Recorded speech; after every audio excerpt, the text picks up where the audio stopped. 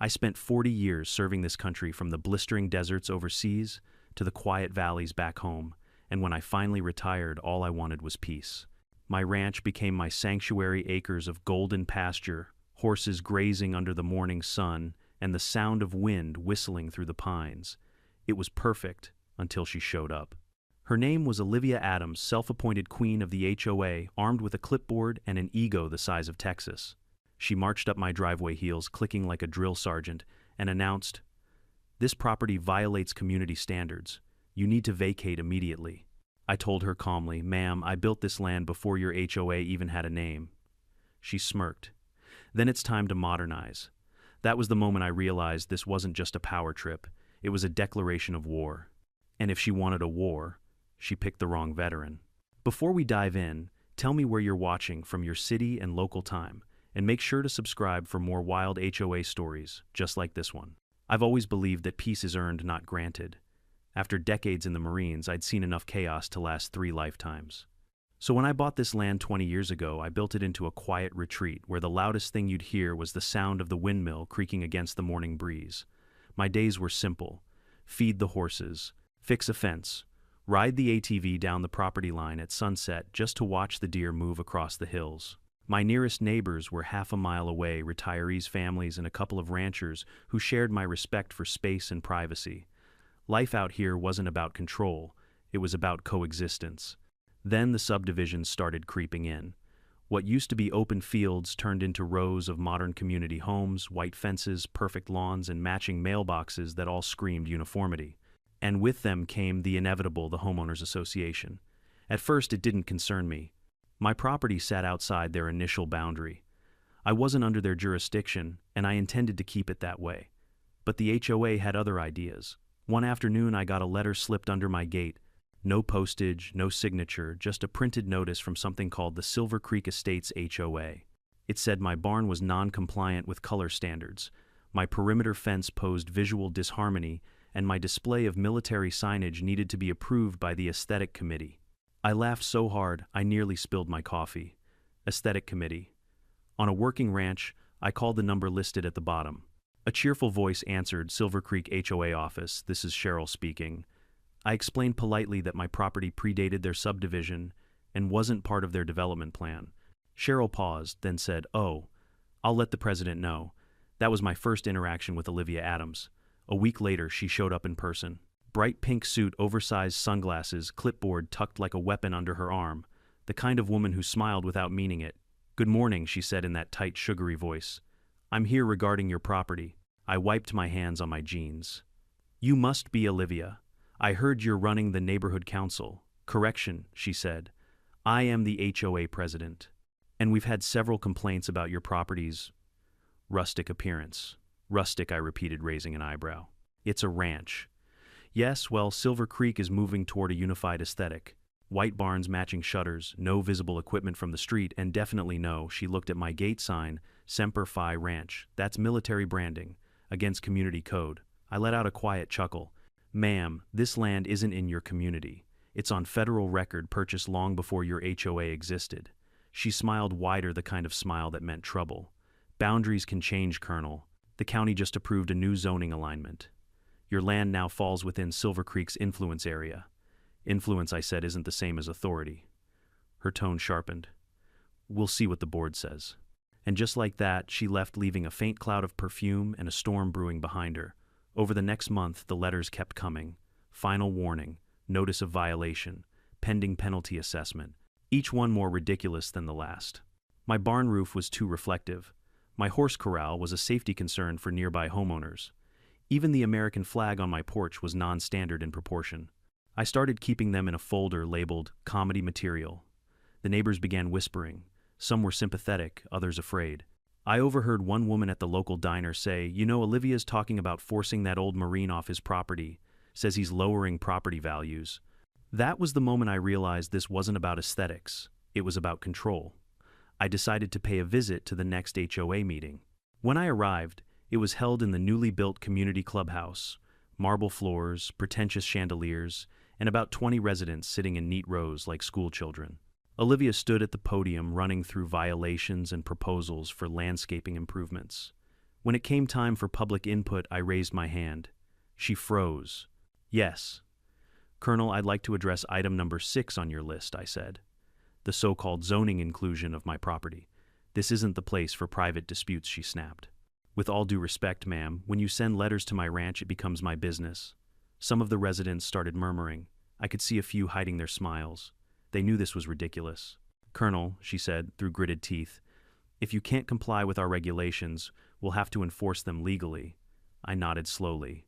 Good, because legality is something I happen to know well. I handed her a copy of my federal land deed, signed, sealed, and notarized 20 years ago. This ranch was purchased under the Veterans Land Grant Act. It's sovereign property, not subject to your subdivision's charter. I suggest you check the county records before mailing me another piece of paper. For a moment, she looked speechless. Then her expression hardened. You can waive your military papers all you want, Colonel. But around here, we follow HOA law. HOA law, I said. Never heard of it in the Constitution. The room broke into quiet laughter. Olivia's face turned red. She adjourned the meeting early. From that day on, I knew she'd come after me. Over the next week, drones buzzed above my property line. HOA inspection units, they called them. I caught 2 of their hired landscapers trying to measure my fence with a laser meter. They ran when my dog started barking. So I decided to turn the tables. I went down to the county records office myself. The clerk, a retired Navy guy, chuckled when I told him what was happening. She's been trying to expand HOA authority for months, he said. You're well outside her jurisdiction. She's bluffing. Then I'll call her bluff, I replied. I printed every document, maps, boundary charts, historical plats, and left them neatly in a folder labeled Legal Education for HOA Presidents. But before I could deliver it, Olivia made her next move. One morning, I found a bright orange envelope nailed to my front gate, in bold letters, Notice to Vacate. According to her, my ranch failed to comply with HOA bylaws and was subject to mandatory removal within 72 hours. I actually laughed out loud. Removal from my own land. But laughter can only last so long before principle kicks in. This woman had crossed the line from nuisance to harassment. That night, I sat on my porch watching the last light fade over the hills. My horses stood calm in the paddock. The wind carried that soft scent of hay and dust, the smell of freedom. And I made myself a quiet promise. If Olivia Adams wanted to play commander, she was about to learn what real command looked like. Because I might have been retired, but I never forgot how to lead an operation. The envelope's orange glare sat on my gate like a flare on a dark sea. Notice to Vacate, it barked, all caps, bold font, the kind of paper bullies love to hide behind. I stood there with the horses shifting in the morning light, the metal of the latch warm under my palm, and felt the same calm I used to feel right before a briefing. One breath in, one breath out, find the center, then move. I took the envelope into the kitchen, set it on the oak table I'd built with my own hands, and slid it open with the old kabar I keep by the fruit bowl. Inside were 6 pages, stapled crooked. The first page accused me of persistent non-compliance. The second cited a half-dozen bylaw codes, hedge height, structure, color, unauthorized signage, visible equipment. The third page claimed my property had been formally incorporated into Silver Creek's jurisdictional perimeter. The fourth set a deadline 72 hours to vacate. The fifth threatened daily fines escalating to lien. The sixth naturally carried Olivia's signature, a swooping flourish like a whip crack. I poured myself coffee and read every line twice. Then I flipped the stack over, grabbed a pen, and started annotating like I was grading homework. Incorrect boundary, no jurisdiction. Veterans Land Grant C deed, recorded 20 years prior to HOA charter. Attempted fraud, I wrote it all with tidy arrows and little boxes. It didn't make me angry, it made me focused. I've learned that rage is an unreliable engine. Resolve, on the other hand, will take you all the way home. At 10 a.m., a white SUV rolled up to my gate. Silver Creek compliance, the door red in gold vinyl. Out stepped a young man in a polo that fit like armor, and a woman with a tablet clutched like a shield. I walked down the gravel drive to meet them. The dog Daisy kept close to my leg. Morning, I said. Good morning, the woman said, crisp but nervous. I'm with compliance. We're here to confirm service of notice. You've confirmed it, I said, tapping the paper. And I'm confirming receipt. You can also confirm you're trespassing if you step past that post. The young man shifted. Sir, the HOA has authority to. No, I said, polite and steady. It doesn't. It has a fantasy. You two are not the enemy, but you're playing dress up on a field you don't own. They exchanged a look. The woman swallowed. The president instructed us to photograph the violations. Knock yourselves out, I said, from the public right-of-way. Cross that line and Daisy will announce you, and then I will. After that, the sheriff will do it in writing. They took their photos from the roadside and left in a hurry, tires gritting like teeth. I went back to the kitchen, pulled my comedy material folder, added the new notice, and then opened the fireproof safe. Out came the deed packet, the grant, the survey, the legal description, the map overlays I'd prepared. I laid them all out like a general's sand table. Then I made 3 copies, one for the sheriff, one for the county clerk, one for myself, and another folder labeled, "For anyone who thinks paper makes them king." By noon, my phone pinged. A neighbor, Sam, texted, "They're posting your eviction on the HOA app. Olivia's calling a special meeting tonight. Says you're defiant." Defiant. I smiled. There are worse words to be called by people who worship identical mailboxes. At 2, another car arrived, this one black with a discreet light bar behind the windshield. 2 officers stepped out, hands loose, posture relaxed. I recognized one Deputy Morales. We'd talked at the fall barbecue about trout and grandkids. After noon, Colonel Morales said, tipping his cap, "We received a call from a Miss Adams claiming there's a trespasser on HOA land." I told the dispatcher it sounded off, but policy says we check. "Of course," I said. "Come on up." Coffee. They declined the coffee, but took the shade of my porch. Daisy adopted Morales like a lost cousin. I set the deed packet on the table between us. Short version, I said, I bought this land 20 years ago, under the Veterans Land Grant. The HOA established their charter 15 years ago. They've never had jurisdiction here. Olivia's trying to expand her sandbox with paperwork and audacity. Morales skimmed the documents. The other deputy, a young woman with clear eyes and a no-nonsense bun, read the legal descriptions carefully. "Looks cut and dried to me," she said. "This parcel's well outside their boundary. Even their influence plan is advisory only." "Exactly," I said. "But they've escalated to a notice to vacate, and they're sending compliance teams to my fence line. I'm not asking for anything except peace. But if peace is refused, I expect the law." Morales nodded. "You'll have it. We'll file an incident report, attempted civil harassment, improper use of authority. If they set foot past your line, call us."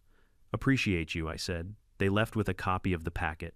I watched their taillights disappear and felt that familiar pre-storm stillness settle across the property. The afternoon stretched thin and bright. Somewhere in the distance, a hammer ticked someone building a pergola that matched their neighbor's pergola that matched their HOA's personality. At 5:30, I saddled my old mare Ginger and rode the north fence, the long spine of the property that runs parallel to the subdivision's backlots.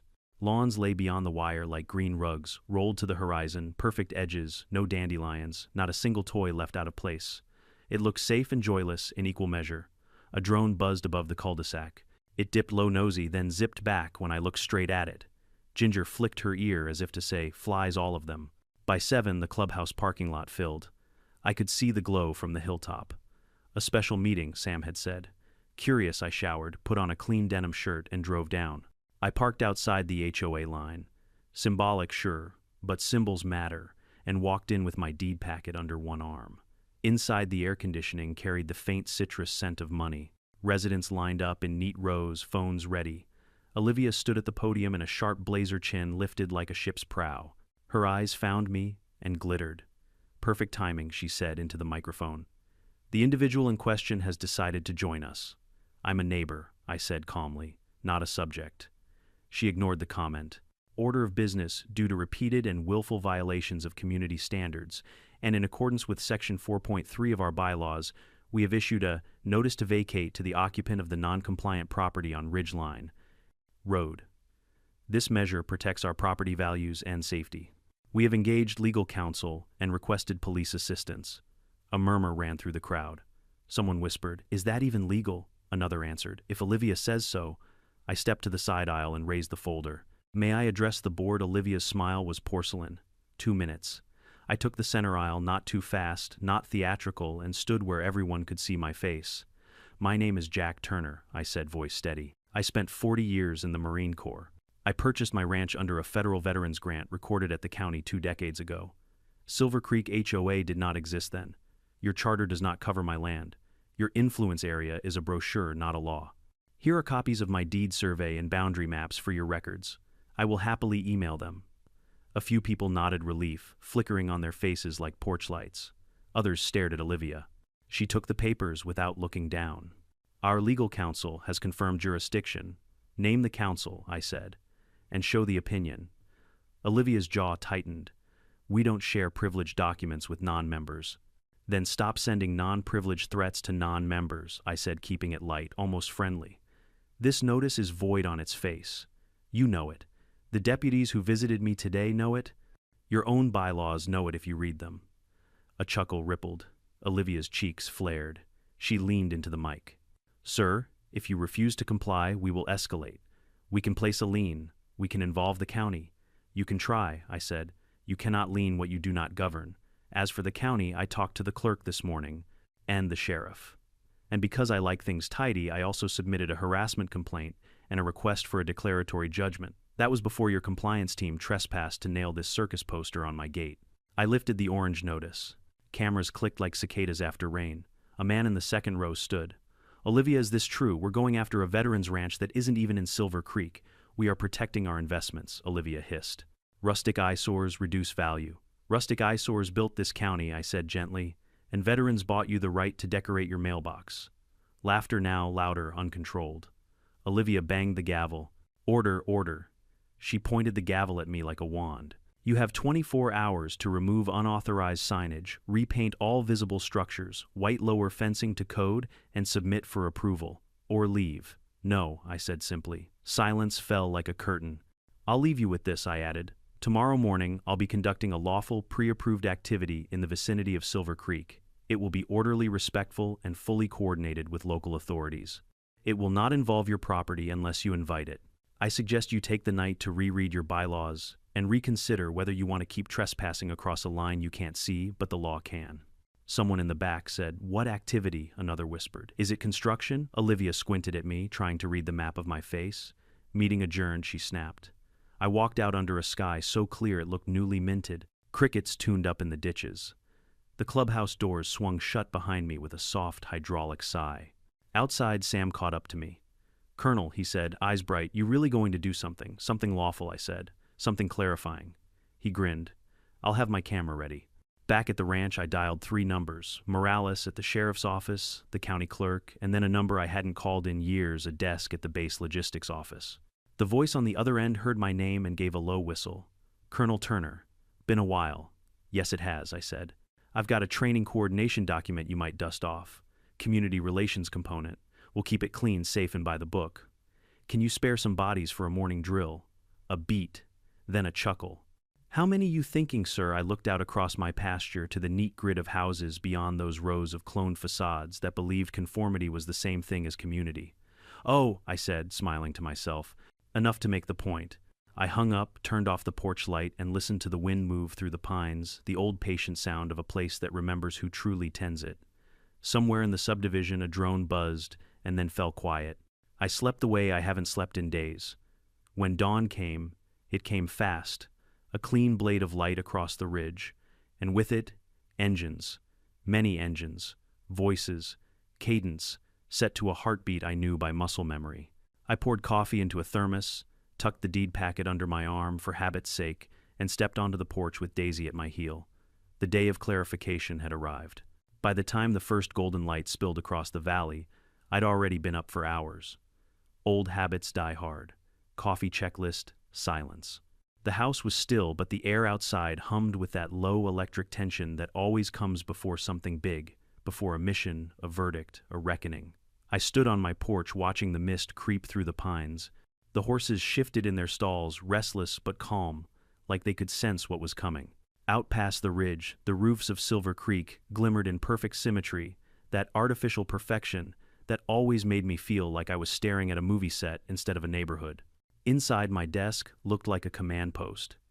Deeds maps a folder labeled HOA incident log. Another one marked media contacts. I wasn't planning an ambush. I was preparing documentation and demonstration. Everything above board, every move by the book. Still, I couldn't help but feel the familiar rhythm of an operation coming together. That pulse in my chest. The click of strategy sliding into place. After the fiasco at the clubhouse last night, I knew Olivia wouldn't back down. She didn't know how. People like her mistake embarrassment for challenge. And the viral clips, oh, they'd started already.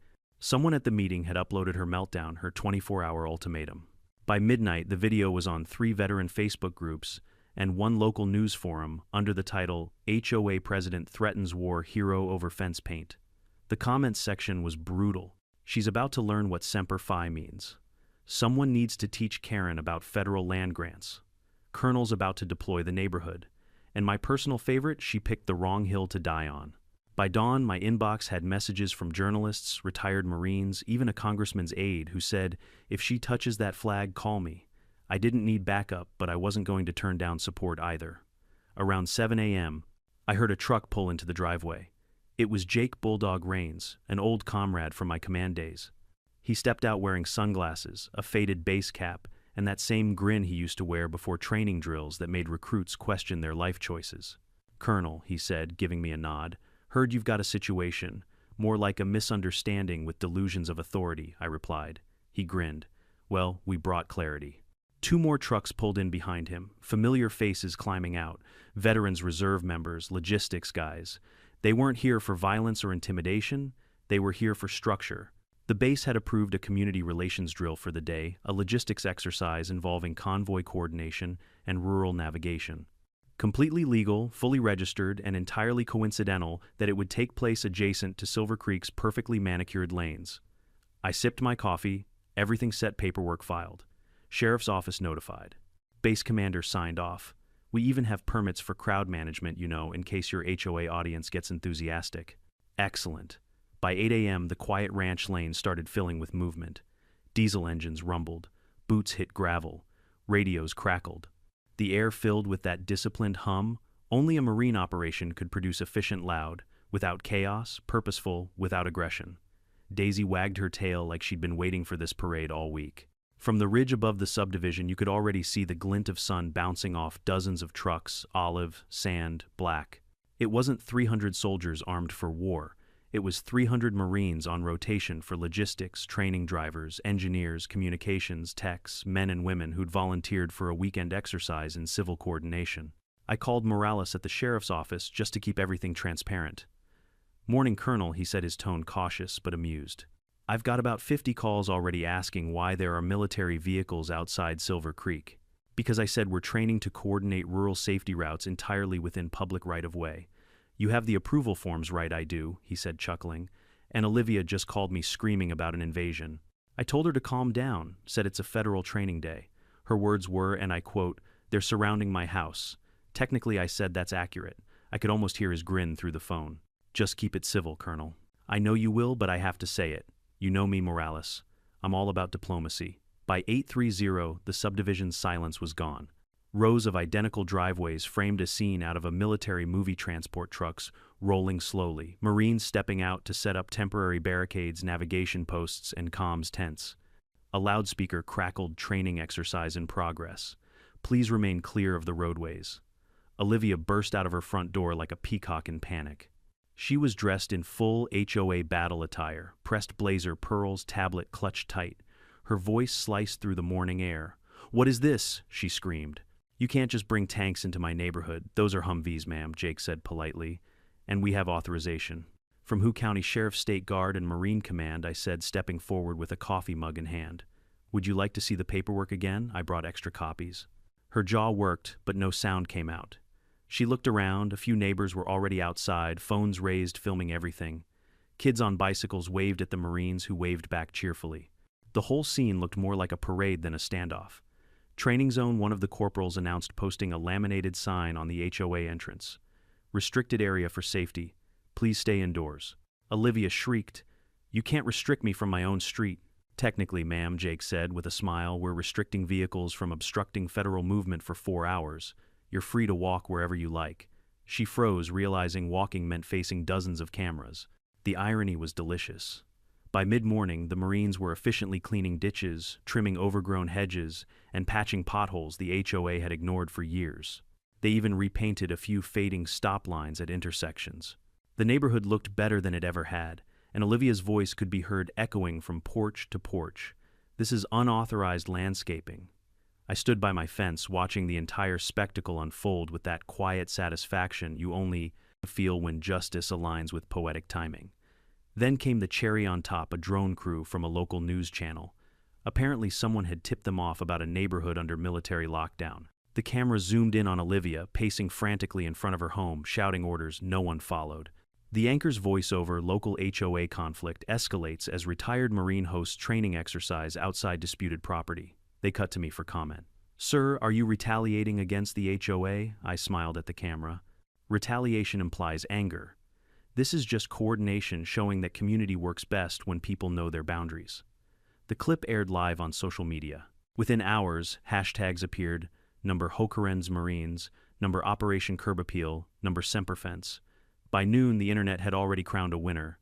But the real beauty wasn't in the memes, it was in the discipline. Every Marine there followed orders, respected property lines, and treated residents kindly. Kids took photos. Families came out with bottled water. It became a spontaneous celebration, unity wrapped in irony. All except for one house, Olivia's. She'd barricaded herself inside curtains, drawn posting angry messages on the HOA page. "This is a hostile occupation." I couldn't resist replying once. Technically, it's a beautification effort. The post went viral instantly. Around 1 p.m., Morales drove by in his cruiser. He stepped out laughing as he took in the scene. "Colonel, I've seen a lot of neighborhood disputes, but this is a first. You've got better PR than half the county." "I didn't plan for PR," I said. "I planned for perspective." He tipped his hat. "Well, you've got that in spades. Olivia's been calling the mayor, the governor, even the base. Everyone told her the same thing: legal, coordinated public service." I looked toward her house blinds, twitching like nervous eyelids. Sometimes I said quietly, "You don't need to fight people like her. You just need to show them what real order looks like." As the afternoon sun climbed higher, the Marines wrapped up the operation, loading gear, thanking residents. The streets looked spotless, the lawns trimmed. The entrance sign, Silver Creek Estates, gleamed freshly painted, thanks to one enthusiastic corporal who decided to fix the eyesore. When the convoy engines finally quieted and the dust settled, the silence that followed was pure and heavy. The HOA had been humbled not by violence, but by competence. I took one last look at the neighborhood before heading back to my porch. Somewhere behind me, Olivia's voice cracked through the still air. "This isn't over." I smiled, watching the horizon glow orange. "You're right," I whispered to myself. "It's only halftime." The next morning arrived with the kind of stillness that only happens after a storm, the kind of silence that hums with leftover energy, like the land itself is holding its breath. The Marines had cleared out at sunset the day before leaving behind, perfectly repaired curbs, clean ditches, and an HOA that looked more polished than it ever had. But for Olivia, it wasn't peace. It was humiliation. The moment I stepped onto my porch with my coffee, I saw her standing at the far end of the road phone, in one hand, clipboard in the other, hair tied so tight it looked painful. Even from 200 yards away, I could tell she hadn't slept. Her posture screamed tension, outrage, and maybe just a pinch of disbelief that her power had evaporated overnight. She was talking rapidly into her phone, pacing in sharp, angry lines. I could almost hear the tone clipped, defensive, desperate. I leaned against the porch post and smiled. The air smelled of hay and diesel, a reminder of the controlled chaos that had swept through Silver Creek just hours earlier. "Morning, Daisy," I said, scratching the old shepherd's ears. "Reckon our neighbor's planning her next counterattack." The dog huffed, unimpressed. About an hour later, my phone buzzed. It was Morales from the sheriff's office. "Colonel," he said, voice half amused, half weary, "you might want to stay close to your property today. We just got a call from Miss Adams again." "What's the complaint this time?" "She says the Marines destroyed her sense of community and violated HOA sovereignty." I chuckled. Didn't know HOAs had sovereignty. Apparently they do now. "She's trying to file a restraining order against the U.S. Marine Corps." That made me laugh so hard I nearly spilled my coffee. "Let me know how the judge reacts to that one." "Will do," he said. "And Colonel, I gotta say, that drill of yours, genius. Half the county's talking about it." "Appreciate it, Morales," I said. "But we're not done yet. She's going to dig herself deeper before she realizes what hole she's standing in." He paused. "You sound like a man with a plan." I didn't answer, just smiled to myself. By mid-morning, I heard the familiar rumble of engines again, this time smaller vehicles, county trucks, not military. Turns out the Marines had done more than run a drill. They'd triggered a whole series of civic inspections. The county had noticed the HOA's lack of road maintenance, missing safety signs, and improper drainage management. A trio of officials in reflective vests showed up at Olivia's house with clipboards and cameras. From my porch, I could see her storming toward them like a bull in heels. "You can't just inspect private property without authorization," she shouted. The lead inspector pointed to his badge. "County Safety Review, ma'am. Your HOA falls under district jurisdiction for shared infrastructure. You might want to check your bylaws." Her face turned crimson. She tried to argue, but the officials ignored her and began documenting violations. Ironically, they cited her own house for several unpermitted modifications, a blocked drainage path, and a decorative gate that extended 6 inches into the public easement. I almost felt bad for her, almost. As they snapped photos, one of the workers walked over to me. "You're Colonel Turner, right, Heard? You had a run-in with the HOA." I nodded. "Well," he said, grinning, "thanks for the heads up. We've been waiting for a reason to audit this place. They've been filing false maintenance reports for years." "Happy to help," I said. The rest of the morning was a comedy of bureaucracy. County workers measured, photographed, and marked several spots with orange flags. Olivia followed them like a furious shadow, scribbling on her clipboard, demanding answers no one cared to give. Around noon, a convoy of news vans pulled into the subdivision. Word had spread again: HOA president faces county investigation after military drill. A young reporter approached my gate, microphone in hand. "Colonel Turner, could we ask for a comment about yesterday's events?" "Sure," I said, leaning casually against the fence. "Did you plan the Marine operation as a form of retaliation?" "Retaliation," I repeated. "No, ma'am. That was a lawful training exercise. But I suppose if a little civic pride feels like punishment to someone that says more about them than about me," she grinned. "So you're saying the HOA brought this upon themselves?" "I'm saying," I replied, "that when you start policing your neighbor's paint colors, you might want to make sure your own house isn't sitting on a cracked foundation." That line made the evening news headline. Meanwhile, Olivia's meltdown continued. She stood in her driveway, screaming at the county workers, waving her phone like a sword. "You're all in on this. This is collusion. You're conspiring with him," she shouted, pointing at me across the street. The workers didn't even look up. Her outburst drew a crowd, residents gathering at the corners, whispering, filming. Some laughed quietly. Others just looked relieved that someone was finally standing up to her. One older woman leaned over to her husband and whispered loudly enough for everyone to hear, "I told you Karma had a sense of humor." By 2 p.m., the situation had become too good to ignore. I saddled Ginger and rode slowly down the road, tipping my hat at neighbors as I passed. The reporters followed me with their cameras, curious. When I reached Olivia's driveway, she froze mid-tirade. "Afternoon, Miss Adams," I said, voice calm as ever. "Get off this street," she yelled. "You don't belong here," I pointed to the county inspector beside her. "He seems to think I do. And legally speaking, so does every boundary map filed since 2004. The inspector cleared his throat, clearly trying not to laugh. "Ma'am, you really need to let us finish. You're currently obstructing a county audit." "Obstructing? This is my neighborhood." "Not according to Section 12 of your own charter," he replied dryly. "This area is classified as shared jurisdiction, meaning the county can inspect at will." That hit her like a slap. She stammered something unintelligible and stomped back into her house. The door slammed so hard it rattled the windows. The inspector turned to me. "Thank you for your patience, Colonel. We'll send her the report within the week." "Take your time," I said. "I don't think she's in the mood for reading today." When the trucks finally left the street, looked oddly peaceful again. The residents started chatting among themselves, some even crossing over to shake my hand. A man named Greg, one of the quieter homeowners, said, "Colonel, I just wanted to thank you. You did what the rest of us were too scared to do." "Just stood my ground," I said. "Yeah, but you did it with style," he said, smiling. "Olivia's been terrorizing this neighborhood for years. Maybe now people will realize she's not invincible." That night I sat on my porch with Daisy curled at my feet, watching the stars slide over the horizon. The phone buzzed again, another message from Morales. He sent a single line. "County found falsified records. HOA's in deep trouble." "Thought you'd enjoy that," I grinned. "Copy that." Then I looked out across the dark fields toward the distant glow of Silver Creek. The place looked peaceful now, but I knew better. Peace isn't the absence of noise. It's the result of someone standing firm long enough for the noise to die out. I took a slow sip of coffee and whispered to no one in particular. Lesson number 1. Olivia, never start a war with a man who already knows how to finish it. A light flickered in her window, then went dark. Maybe she heard me, maybe not. But one thing was certain: the next day would not be kind to her. Because when you play games with paperwork, the law eventually plays back. The morning after the county inspection felt oddly quiet, too quiet for a neighborhood that had just hosted a full-blown government audit.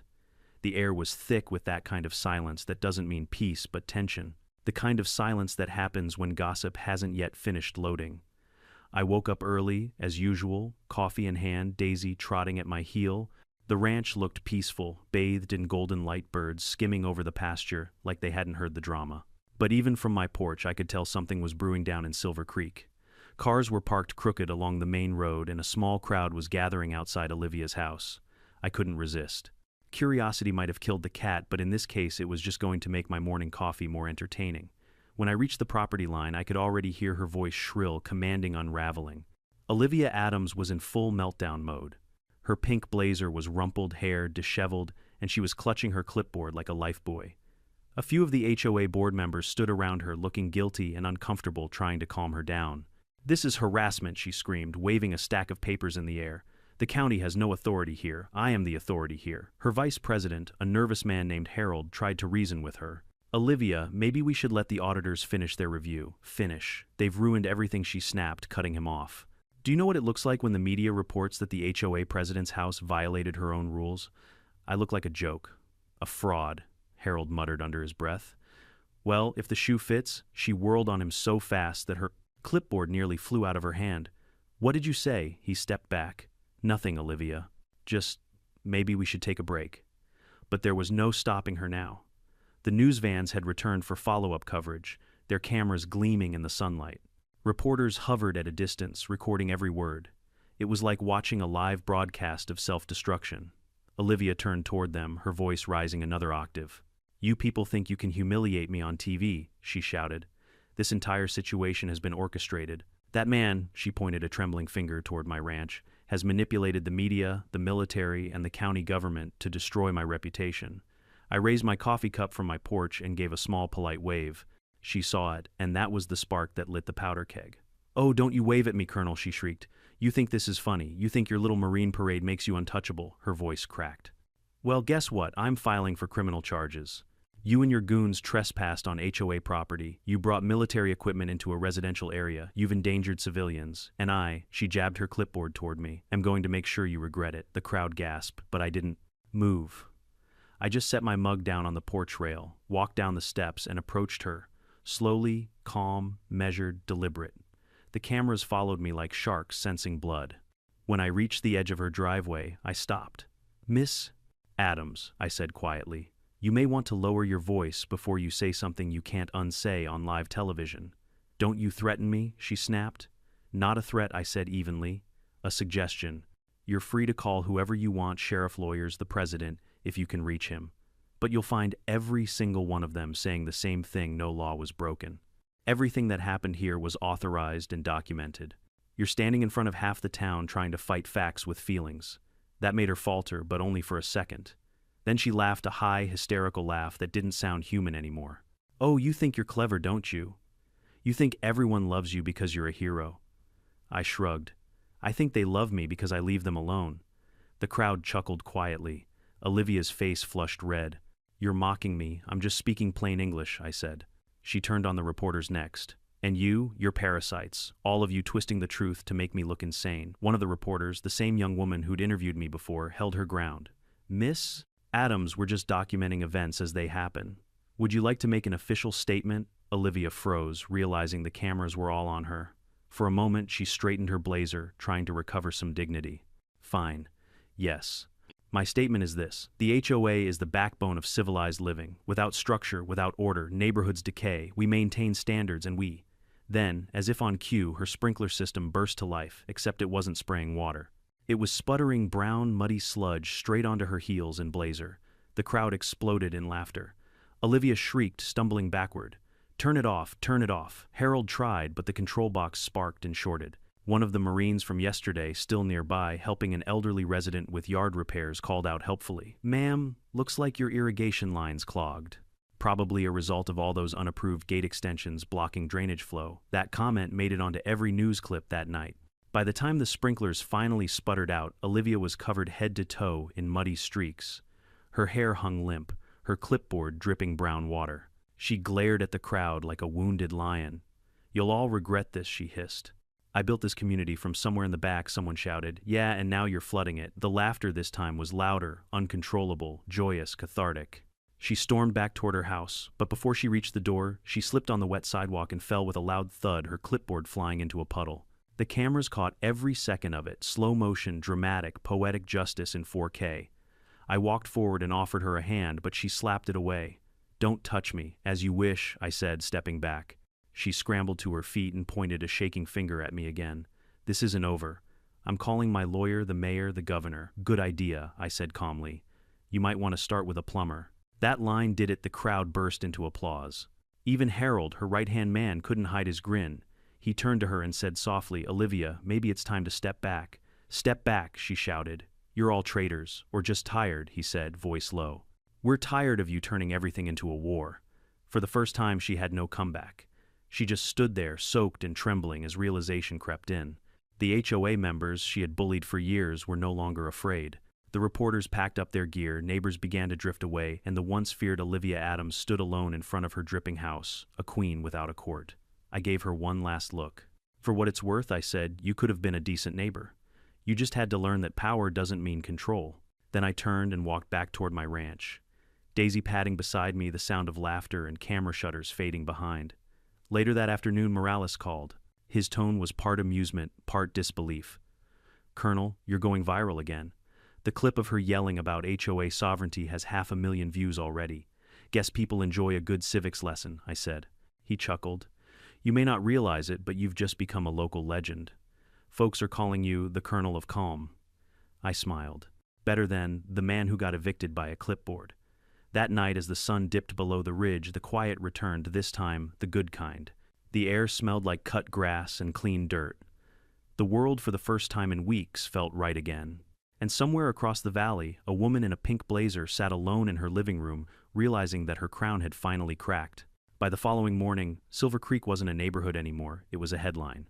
Every local station, talk radio host, and suburban Facebook group within 100 miles was dissecting the HOA meltdown heard round the county.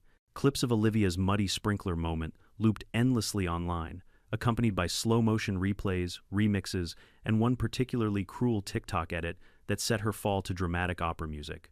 I didn't post a thing, but the internet didn't care. Someone had already made a meme of me standing calmly with my coffee cup, captioned, "When Karen declares sovereignty, but you've got the deed." By 8 a.m., I'd received 300 emails, some from strangers thanking me for standing up for every bullied homeowner, others from veterans saying they hadn't laughed that hard in years. My favorite was from a high school civics teacher who wrote, "Thank you for the perfect real-world example of overreach and lawful resistance." Showing this in class today. For once, the news cycle worked in favor of common sense, but not for Olivia. At 9 a.m., Morales called again, his voice half amused, half exhausted. "Colonel, she's been to the station 3 times this morning, first to file harassment, then to withdraw it, then to demand we arrest the internet." "Ambitious," I said. "She's threatening to sue the county, the Marines, the news station, and possibly you for psychological sabotage." Our clerk can't stop laughing. "I'd tell her to take a number," I replied, "but she'd probably try to regulate the line." Still, I felt a twinge of sympathy. Public humiliation is a powerful solvent. It strips away ego faster than acid. But sympathy doesn't erase consequence. Around noon, a black sedan pulled into her driveway. 2 county officials stepped out, briefcases in hand. Word spread quickly through the neighborhood the audit board had arrived. Apparently, the county's financial office had taken interest in Silver Creek's discrepancies. Years of inflated maintenance fees, missing receipts, and suspicious consulting costs had finally caught up. I didn't need binoculars to see the scene unfold. Olivia came to the door, makeup caked on like armor, and tried her usual smile. The men didn't smile back. They handed her a stack of documents, then stepped aside as another car, a sheriff's cruiser, pulled up behind them. Morales climbed out, nodded at me across the road, then joined the officials on her porch. Whatever they said, it made her knees buckle. She shouted something about political witch hunts before slamming the door. Half an hour later, the officers exited carrying boxes, files, binders, maybe even that infamous clipboard. The crowd of residents that had gathered began whispering excitedly. One woman clapped once, then stopped embarrassed. By mid-afternoon, the rumor mill had already produced the story. Olivia had been formally removed as HOA president, pending investigation for mismanagement of community funds. Harold, the timid vice president, looked like a man who'd just been released from a long captivity. He approached me that evening, hat in hand. "Colonel Turner," he said, voice low, "I wanted to apologize. For all of it." Olivia had us convinced you were trying to undermine the community. I nodded. And now he gave a small, sheepish smile. Now I think she was the one undermining it. We're holding an emergency board meeting tonight to vote on new leadership. I'd be honored if you attended. I shook my head. Appreciate it, Harold, but I've got no interest in running anyone's neighborhood. I just like mine quiet. He chuckled. Fair enough. Still, thanks for reminding us that authority's supposed to serve, not rule. That night, Silver Creek held its most crowded meeting ever. I stayed back, sitting on my tailgate across the street with Daisy and a thermos of coffee, watching neighbors file and people who had avoided those gatherings for years now walking in with their heads high. Through the windows, I could see hands raised, papers signed, and eventually applause. Later, Harold walked out and gave me a thumbs up. Unanimous vote, he called. She's out. Permanently. Good, I said. Maybe now you'll all get some sleep. He hesitated. Colonel, one more thing. The board wants to reimburse you for the trouble. Maybe cover your legal fees. I laughed. Harold, if I accepted money every time I fought a bully, I'd own half the state. Donate it to a veterans charity instead. His grin widened. Will do. The following week brought more fallout. The state attorney's office opened an inquiry into HOA overreach after our story hit national news. Reporters dug into other associations run by Olivia in neighboring counties and found similar financial irregularities. She vanished from Silver Creek overnight. No forwarding address, no farewell post, just an empty house with a for-sale bank-owned sign staked in the yard 2 months later. Meanwhile, the mood in the neighborhood shifted. The fences stayed mismatched, the lawns varied in color, and for the first time that was fine. Kids rode bikes without being scolded for tire tracks. Someone painted their mailbox bright blue. Instead of citations, they got compliments. One evening, the new HOA board, led by a soft-spoken woman named Ruth, invited me to their first official community barbecue. Just good food and no rules, she said. I went mostly out of curiosity. The crowd was friendly, laughter, genuine. For the first time, I saw Silver Creek as it could have been all along, a place where people cared more about being neighbors than being enforcers. Ruth clinked her glass and made a small speech. We owe Colonel Turner a thank you, she said, not just for standing up to Olivia, but for showing us that community doesn't come from regulations, it comes from respect. They applauded. I raised my cup but didn't say much. I've never liked speeches, especially when the message already landed. After the event, Morales found me by the grill. You know, he said, the mayor called me this morning. Wants to give you a Civic Responsibility Award. You'll probably have to wear a tie. I groaned. Tell him I'm allergic to ceremony. He laughed. You've become a symbol, Colonel. The man who reminded the HOA world that lines on paper don't make someone a ruler. I didn't remind them, I said quietly. They reminded themselves when they finally looked up from the paperwork. Before he left, Morales added, oh, and about those Marines Command's planning to name next year's community drill Operation Silver Creek. Thought you'd like to know. I shook my head, smiling. Tell them to make it quieter next time. The weeks that followed were blissfully uneventful. No letters, no drones, no pink blazers pacing my fence line. Just sunsets, open fields, and the creak of the windmill. But peace doesn't mean the story ended. The media kept circling back, hungry for updates. They wanted a follow-up segment titled, The Man Who Defeated the HOA. I declined every invitation. I wasn't interested in fame. I'd already served my time in the spotlight. Still, there was one interview I agreed to, a podcast run by veterans about life after service. Colonel, the host, asked, what lesson did this whole HOA thing teach you? I thought for a moment. That some battles aren't fought with bullets or fists, they're fought with patience and paper. And that the hardest part of peace is maintaining it when someone keeps trying to take it from you. He nodded. And the Marines, what'd they think? I smiled. They thought it was the funniest field exercise they ever ran. When the episode aired, it closed with my favorite line from that conversation: never confuse authority with wisdom. A loud voice and a clipboard don't make you right. Months passed and Silver Creek slowly faded from headlines. But every so often I'd get a postcard from some distant stranger homeowners in Arizona, Florida, Texas, all saying the same thing. Thanks for showing us how to stand our ground. I'd tack them on the wall of my workshop, right above the old Marine Corps flag. A quiet reminder that sometimes doing the right thing makes more noise than you intend. As for Olivia, rumor had it, she tried to start another HOA in a different county. It lasted 3 weeks before the residents voted to dissolve it entirely. I guess word travels fast when the cautionary tale comes with viral footage. And me, I went back to my life, mending fences, riding Ginger along the ridge, drinking my morning coffee in peace. The best kind of victory I've learned is the one that lets you forget there was ever a fight. A few weeks after the dust settled, I realized how much quieter life had become not just at my ranch but in Silver Creek itself. The soundscape that once buzzed with HOA patrol cars, lawnmowers cut to regulation height, and Olivia's shrill commands over her walkie-talkie was gone. In its place was something better: laughter. Every evening I could hear it drift across the hills, kids playing catch on driveways, neighbors chatting over fences, the occasional splash from someone's new backyard pool. It was the sound of normal people remembering that freedom and friendship don't require permission slips. I spent those mornings tending to my land like I always had. The fences got a fresh coat of paint not because someone ordered it, but because I wanted to. My horses grazed contentedly. The windmill creaked in rhythm with the breeze. Daisy dozed under the porch. Peace had returned. But more than that, perspective had returned. A few times I caught myself thinking about Olivia, not out of spite, but curiosity. What happens to someone when the thing they built their entire identity around collapses? What do you do when you've spent years enforcing control, and one morning you wake up and realize you've lost it all? The answer came one Friday afternoon, when a dusty silver sedan rolled up my driveway. Out stepped Harold, the former HOA vice president, holding a small envelope. "Colonel," he greeted me, smiling awkwardly. "You got a minute?" "Always do," I said, motioning toward the porch. He sat down, the boards creaking beneath him. "It's about Olivia. Thought you should know she's officially out of Silver Creek, moved upstate. Word is she's living with her sister. No job, no HOA, no clipboard." I raised an eyebrow. "And the investigation closed. They found misuse of funds, but since she cooperated at the end and returned what she could, they let her off with restitution and a fine. She's lucky, honestly." I sipped my coffee, thinking it over. "Maybe she'll find some peace, too." Harold chuckled softly. "You're a better man than me. If she'd done to me what she did to you, I'd still be mad." I was mad, I admitted. Then I remembered something we used to say in the Corps: don't let an amateur take you off mission. She wasn't the enemy, Harold. She was the distraction. He nodded, staring out toward the open fields. "You ever think she'll change?" I smiled faintly. "Maybe. But some people don't change, they just run out of audience."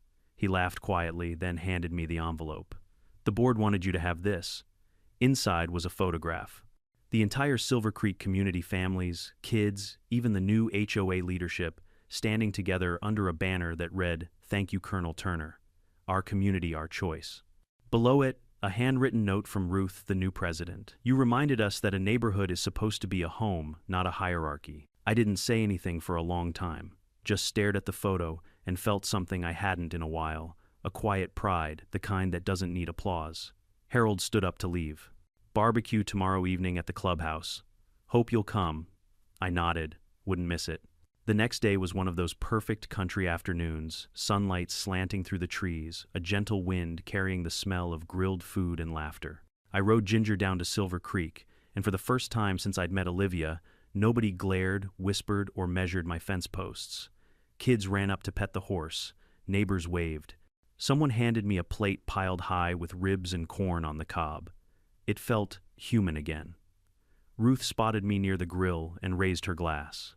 "To the man who reminded us that freedom and order can coexist," everyone cheered, and I raised my cup back, smiling.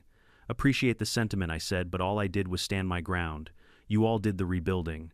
"That's the point," Ruth replied. "You showed us how." The evening rolled on with laughter, stories, and music. At one point, a local band played a tongue-in-cheek song called Semper Fence, and the crowd roared with laughter. Even Morales showed up, still in uniform, balancing a paper plate in one hand. "Colonel," he said with a grin, "you've turned this HOA into a festival." "Think the mayor's jealous." "Good," I said. "Maybe he'll relax some zoning laws." He chuckled. "Oh, and by the way, your training exercise inspired the county to launch a new civic program. They're calling it Operation Neighborly. It's basically veterans volunteering to help maintain rural communities. You're the unofficial mascot." I laughed. Guess there are worse legacies. As the sun dipped low, painting everything gold, I took a walk to the edge of the lake behind the neighborhood. The reflection shimmered like molten glass. A few kids were skipping stones. Their laughter rippled across the water. I thought about all the battles I'd fought in my life, real ones, the kind where lives were at stake. And then I thought about this strange little war over fences and paint colors. Different weapons, same principle: stand firm, stay calm, fight fair. It hit me then what this whole saga had really been about. Not revenge, not victory, but boundaries. Literal, legal, emotional boundaries. knowing where your land ends and your dignity begins, knowing when to push back and when to simply stand and let the other person exhaust themselves. I watched the sky turn amber and said quietly to myself, boundaries don't protect property, they protect peace. Daisy barked softly beside me, tail wagging as if agreeing. When the first stars appeared, I mounted Ginger and rode home slowly. The air was cool, the night gentle. The glow from Silver Creek faded behind me until it was just another patch of warm light in the valley, a neighborhood finally learning to breathe again. At the ranch gate I stopped, looked back, and whispered Semper Fi. Not as a slogan, as a prayer. If there's one thing I've learned through all this, it's that respect is the foundation of any community, whether it's a battlefield, a neighborhood, or a family. Power without empathy turns into tyranny. And silence in the face of unfairness only teaches bullies that they're winning. You don't need to shout, fight, or break the law to stand your ground. Sometimes all it takes is knowing your rights, holding your composure, and refusing to be intimidated by someone hiding behind false authority. And when you finally reclaim your peace, don't gloat. Build something better in its place. Because true victory isn't about proving someone wrong. It's about creating a world where you no longer have to. So if you've ever dealt with your own HOA, Karen, remember this story. Protect what's yours, stay calm, and let the truth do the heavy lifting. Now, I'd love to hear from you. Where are you watching from, and have you ever had to stand up for yourself against unfair rules? Drop it in the comments below, and don't forget to subscribe for more true-life HOA stories of justice, laughter, and poetic revenge.